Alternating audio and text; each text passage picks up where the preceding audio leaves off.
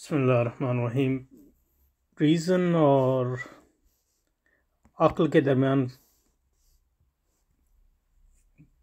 پچھلی نشست میں ہم نے تھوڑی بہت بات کی تھی، اس پر کچھ تبصرے ہیں، ان پر ایک نظر ڈالیں گے۔ لیکن یہ ہے کہ عقل پر اس سے پہلے ہم نے کافی بحث کی ہے، تو پچھلے جو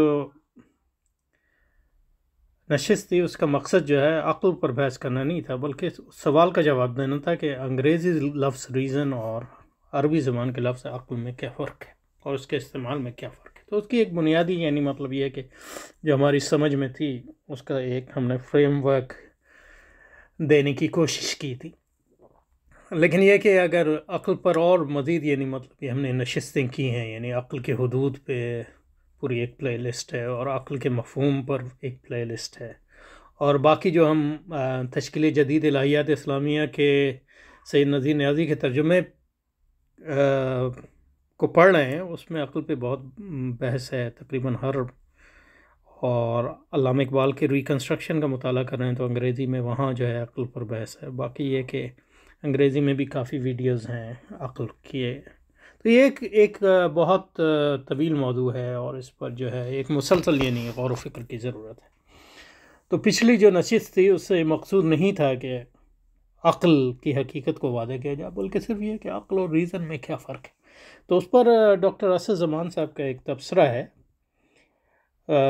اس پر مطلب یہ ہے کہ میں اپنی اس تبصرے کا جواب دینے کی کوشش نہیں کروں گا، لیکن یہ کہ اس کو بنیاد بنا کے جو میرا اپنا موقف ہے اس کو پیش کرنے کی کوشش کروں گا۔ ڈاکٹر اسد زمان صاحب کا اپنا موقف ہے تو وہ ان کے موقف کی میں تشریح کرنے کی کوشش نہیں کروں گا، کیونکہ وہ خود جو ہے اس کے زیادہ اہل ہیں کہ اپنے موقف کی تشریح کریں، لیکن ان کے تبصرے کو سامنے رکھ کے میں جو میرا موقف ہے ان موضوعات پر اس پر کچھ بات کرنے کی کوشش کریں گے انشاءاللہ اس نشست میں۔ تو پہلے حضرت ڈاکٹر اسد زمان صاحب کا جو تبصرہ ہے اس کو پڑھتے ہیں، اس کے بعد جو ہے اس پر تھوڑا غور و فکر کریں گے۔ اسد زمان صاحب فرماتے ہیں کہ عیسائیت سے انکار اور اس کے نتیجے میں سیکولر جدیدیت کو وضع کرنے کی مجبوری نے، سیکولر جدیدیت غیر سیکولر بھی ہے، سیکولر جدیدیت کو وضع کرنے کی مجبوری نے مغرب میں دلیل اور عقلیت کے تصور کو اسلامی نظریات سے بہت مختلف بنا دیا ہے۔ اسلامی نظریات اور تصورات میں ہم جو ہے فرق کرتے ہیں۔ ایک اہم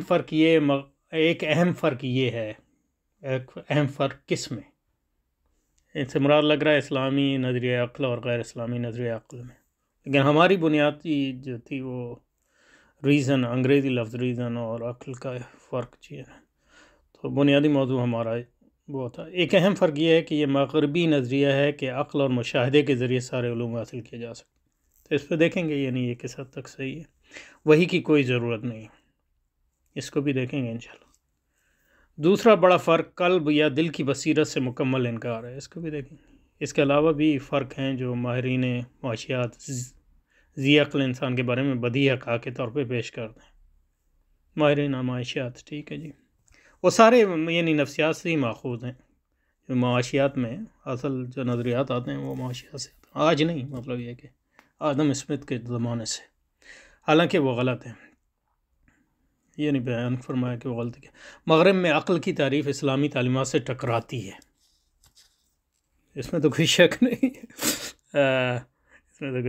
ہے، اس میں حضرت کے تبصرے کو لیں گے، لیکن اس سے مراد ان کے تبصرے کو رد کرنا وغیرہ نہیں ہے، بلکہ ان کے جس طرح انہوں نے تشریح کیا اس کو استعمال کرتے ہوئے میں اپنے جو موقف ہے اس کو پیش کرنے کی کوشش کروں۔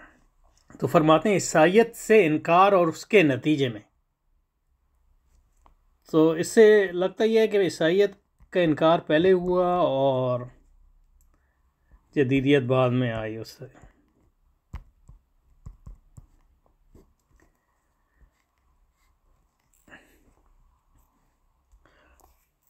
اور عیسائیت سے انکار اس کے نتیجے میں سیکولر جدیدیت، تو مطلب یہ کہ ان کے نزدیک جدیدیت جو ہے غیر سیکولر بھی ہو سکتی ہے، تو یہ تو یہ سیکولر کا مطلب جو ہے ان کا کم از کم ہم سے مختلف ہے. یعنی یہ اس میں تو کوئی شک نہیں ہے کہ مذہبی جدیدیت کی عیسائی شکلیں ہیں. یعنی جدیدیت جو ہے وہ صرف عیسائیت کے انکار سے وجود میں نہیں آئی، بلکہ مطلب اس کے پہلے جو شکلیں جو سب سے زیادہ جن کو فروغ ہوا اور جنہوں نے مغربی معاشرے کو متاثر کیا وہ عیسائیت ہی تھی. یعنی جو جدیدیت جو فروغ پائی یورپ میں بڑے عرصے تک وہ عیسائیت ہی کے ذریعے فروغ پائی، اور جو شکل جو تھی وہ پروٹیسٹنٹ عیسائیت تھی. اور حقیقت یہ ہے کہ لوتھر جو ہے وہ جدیدیت کے بانیوں میں سے ہے. یعنی اس کی اہمیت یعنی میرے خیال میں تو ڈیکارٹ سے بھی زیادہ ہے لوتھر کی اہمیت. اور جو جدیدیت کی مطلب یہ ہے کہ اصلیت کو اگر جاننا ہو تو لوتھر کو سمجھنا بہت ضرورت ہے. اور لوتھر جو ہے پروٹیسٹنٹ عیسائیت کا بانی ہے. تو پروٹیسٹنٹ عیسائیت جو ہے جدیدیت کی سب سے اہم ترین تشریح ہے. اور پھر اس کے بعد جو ہے اس کے ذریعے جو ہے جدیدیت مغربی معاشروں میں پھیلی، اور اس کے نتیجے میں جو ہے پروٹیسٹنٹزم بھی کمزور ہوا بالآخر، اور اس کے نتیجے میں جو ہے غیر عیسائی تشریحات جو ہیں جدیدیت کی وہ فروغ پانے لگی. گو کہ غیر عیسائی تشریحات جو ہیں شروع سے موجود تھیں، لیکن یہ کہ ان کو اتنی وسعت حاصل نہیں ہوئی. تو 16ویں صدی میں جو جدیدیت جو ہے 15ویں صدی میں 16ویں صدی میں فروغ پائی اصلاً وہ عیسائیت ہی کے سہارے فروغ پائی. یعنی عیسائیت کی ایک خاص تشریح کے سہارے جو ہے فروغ پائی. وہ کیتھولک عیسائیت کے رد کے نتیجے میں پروٹیسٹنٹ عیسائیت وجود میں آئی، اور پروٹیسٹنٹ عیسائیت جو ہے جدیدیت کی ایک تشریح تھی. اور بعد میں جو ہے مطلب یہ ہے کہ کیتھولک عیسائیت میں بھی جدیدیت کی تشریحات جو ہے ابھریں، لیکن یہ کہ ان کی وہ تاریخی حیثیت نہیں ہے جو پروٹیسٹنٹ عیسائیت میں. تو یہ پہلی بات ہے کہ مطلب یہ ہے کہ یہ نہیں ہے کہ عیسائیت کا انکار پہلے ہوا اور پھر جدیدیت وجود میں نہیں، بلکہ کہنا یہ چاہیے کہ عیسائیت جو ہے اس کی اپنی اندرونی کمزوری کے نتیجے میں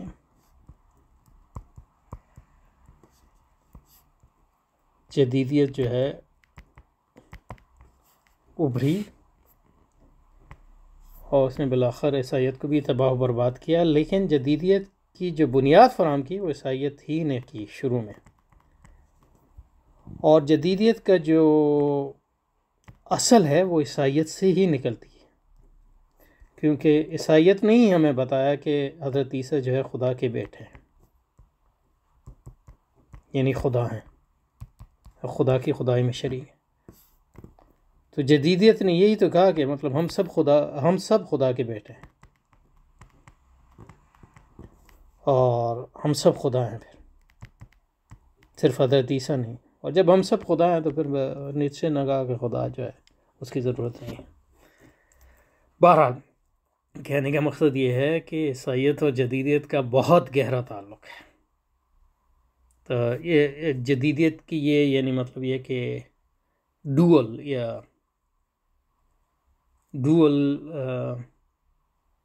دو رخی حقیقت ہے. ایک طرف تو عیسائیت کو تباہ بھی کرتی ہے، عیسائیت کو تباہ کرتی ہے اس حد تک جس حد تک وہ جو ہے مذہبی تہذیب ہے، یعنی جس پہ وحدانیت کا جو عنصر تھا عیسائیت میں اس کو تباہ کرتی. لیکن جو عیسائیت میں انسان پرستی کا عنصر تھا اسی کی بنیاد پہ جدیدیت جو ہے فروغ پاتی ہے، کیونکہ جدیدیت انسان پرستی کے علاوہ اور کوئی چیز نہیں ہے. پہلی بات تو یہ ہے. تو عیسائیت سے انکار تو عیسائیت صرف عیسائیت کا انکار نہیں، عیسائیت کے خاص قسم کا انکار، اور عیسائیت کی بنیاد پر ہی جدیدیت غالب آتی ہے، وہ عیسائیت کی اندرونی کمزوریوں کی وجہ سے ہی. تو عیسائیت کے اندر ہی سے نکلی ہے ان معنوں میں جدیدیت، عیسائیت کے اندر ہی سے نکلی ہے. گو کہ جدیدیت کی غیر عیسائی تشریحات بھی ہیں، اور آج جو غالب تشریحات ہیں عیسائیت کی وہ غیر عیسائی ہی ہیں. لیکن یورپ میں عیسائیت کے بغیر جدیدیت کبھی بھی فروغ نہ پا سکتی. تو یہ بہت اہم چیز ہے. اس لیے مسلمانوں کے ہاں بھی جو جدیدیت کے فروغ کی سب سے بڑی جو کوششیں ہیں وہ اسلام کی جدید کاری کے ذریعے ہی ہیں، جیسے اسلامی معاشیات اور یہ دوسری چیز. اور تو یہ تو پہلی بات ہے. تو پہلی بات تو یہ ہے کہ مطلب یہ ہے کہ عیسائیت جدیدیت جو ہے وہ عیسائیت کے انکار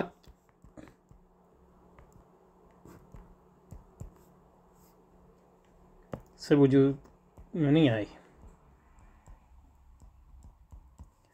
جدیدیت جو ہے عیسائیت کی ایک خاص تشریح کے نتیجے میں عمل میں ہے. اس لیے ہمارے ہاں یہ سمجھا جاتا ہے کہ عیسائیت کو لوگوں نے رد کر دیا تو اب ایک خلا تھا اس میں جو ہے جدیدیت فروغ پائی. ایسی بات نہیں.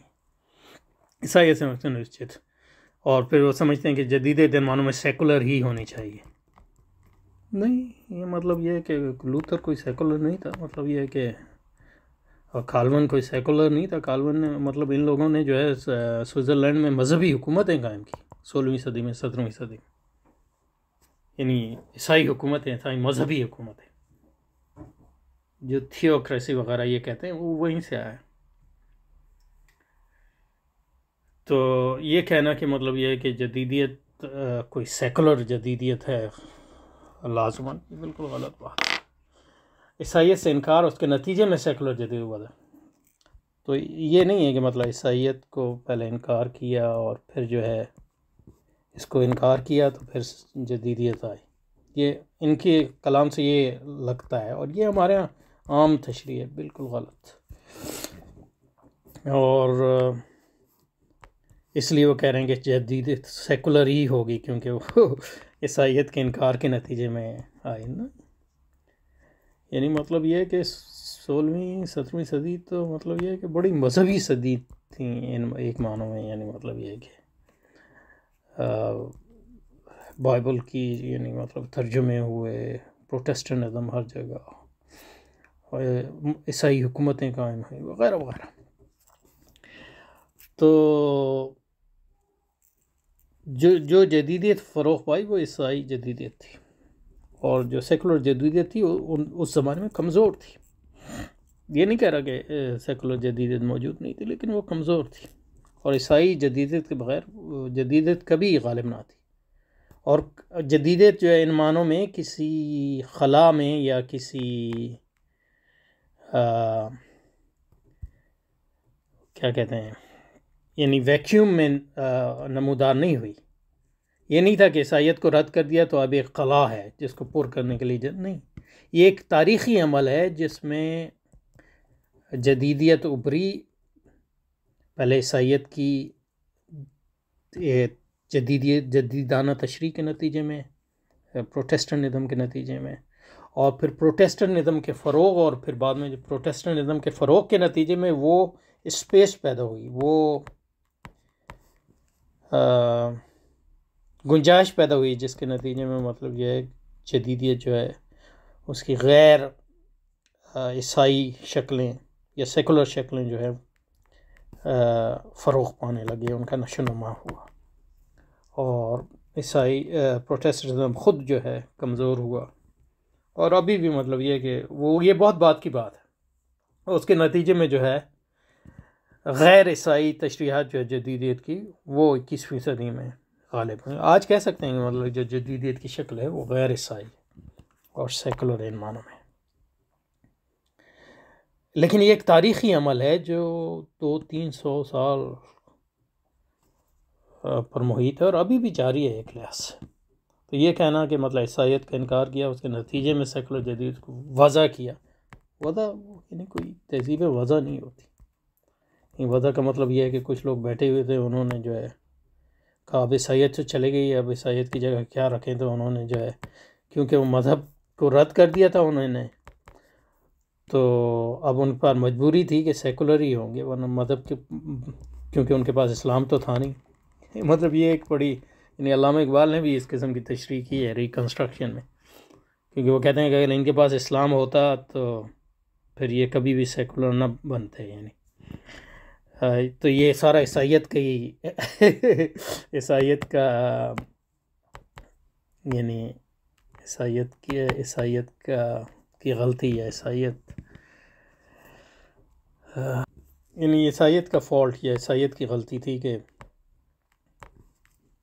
جدیدیت جو ہے فروغ پائے۔ تو ایسا نہیں تھا کہ مطلب عیسائیت کو رد کیا اور مذہب نہیں ہے تو ایک خلا میں جو ہے سیکولر جدیدیت کو وضع کیا اور وہ جدیدیت جو ہے سیکولر ہی ہوگی، کیونکہ یہ مجبوری تھی، کیونکہ مذہب کو رد کر دیا تو اب مذہب کے پاس تو نہیں جا سکتے، اور آپ کے پاس ایسا مذہب نہیں ہے اسلام جیسا، تو آپ کی مجبوری ہے کہ آپ سیکولر ہو جائیں۔ تو مطلب یہ ہے کہ یہ ایک عیسائیت سے انکار، اس نے سیکولر جدیدیت کو وضع کرنے کی نہ تو وضع کی کسی نے جدیدیت، ایک